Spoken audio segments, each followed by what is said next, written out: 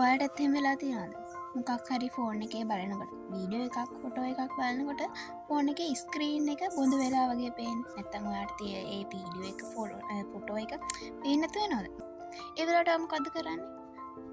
මම නම් දැන් කලේ මොකක්ද කැමරාව ගාව පොඩ්ඩක් ඒ වීඩියෝ එකේ ස්ක්‍රීන් එක පීදැම්මා. ඔයාත් කරන්නේ ඒකමනේ. ඉතින් පොඩ්ඩක් හිතලා බලන්න. ඔයා ඒ මොකද්ද කරන්නේ? ඔයා ඒ කරන්නේ ඔයාගේ ස්ක්‍රීන් එකේ ෆෝන් එකේ ස්ක්‍රීන් එකේ තියෙන කුණු දූවිලි වගේ ටික ඔක්කොම අයින් කරන එකනේ පීදාලා අයින් කරනවා ඔයා. ඔයාගේ හිතත් අන්න ඒ වගේ. මුළු දවසක්ම ගෙවිලි ඉවරුනාම කියලා හිතමුකෝ. එතකොට මේ මුළු දවසම වෙච්ච දේවල්, ඒ වගේම ඔයාට අහන්න දකින්න ලැබිච්ච දේවල්, ඒ වගේම ඔයාගේ හිතේ තිබුණු දේවල්, නැත්තම් ඔයාගේ අතීතයේ දේවල්. මේ හැම දෙයක් ගැනම ඔයා හිතේ තියෙනවා. ඒවා ඔයා හිතේ තියාගෙන ඉන්නවා. ඒවත් හරියට අර ෆෝන් එකේ ස්ක්‍රීන් එකේ තිබිච්ච කුණු දූවිලි වගේ. මේ වගේ දේවල් හිතේ පිට තියෙන වෙලාවට ඔයාට හැමදේම වගේ පේන්නේ වැරදි විදියට. ඔයා හිතන්නකෝ වගේ යාළුවෙක් ඔයාට වීලුවක් කළා. ඔයාටත් ඒක පේන්නේ ඔයාට අපහාස කරනවා වගේ. ගෙදර අය ඔයත් එක්ක මොන හරි කතා බහ කරනවා, ඔයත් එක්ක මොන හරි කියනවා. ඔයාට ඒකත් මහා ලොකු පීඩනයක් වගේ දැනෙන්නේ. එතකොට ඔය ඒ වැරද්ද තියෙන්නේ කාගේද? හැබැයි වැරද්ද තියෙන්නේ පිටත ලෝකේ නෙවෙයි. ඔයාගේ හිතේ. හැබැයි ඒක එයාලගේ වැරද්දක් නෙවෙයි.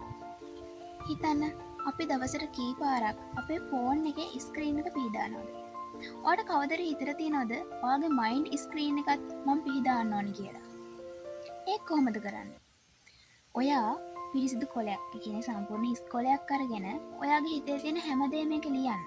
ඔයාට ඔයාගේ හිතේ තියෙන ප්‍රශ්න, ඔයාට දැනෙන දේවල්, ඔයාට දැනෙන හැම ඍණාත්මක හැඟීමක්ම ඔයා ඒක ලියන්න. ලියන එකෙන් ඔයාට ඔයාගේ හිතට නිදහසක්, ටික කාලයකට හරි හිතට නිදහසක් ලබා දෙන්න පුළුවන්. ඒක කරන්න බැයි නම් ඔයා කවුරුත් නැතිම තැනකට යන්න.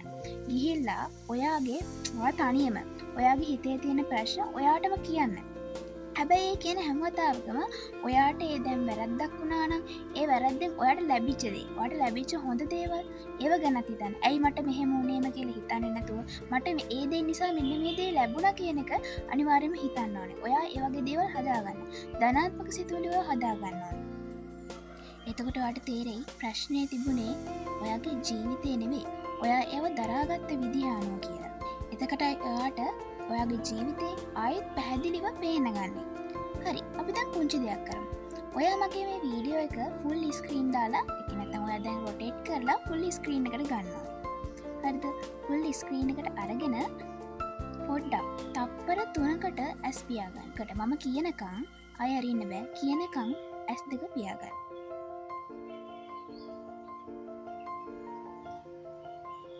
හරි. දැන් ඔයා ඇස් දෙක අරින්න. බලන්න ස්ක්‍රීන් එකෙන් පේන්නේ කාවද කියලා. ඒ ඔයා.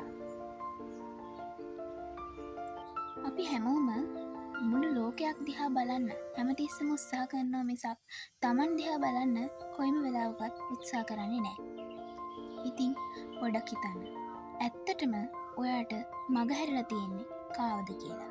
ඇත්තටම ඔයාට මග හැරලා තියෙන්නේ ලෝකය නැත්තම් කවුරුත් කාවවත් නෙවෙයි.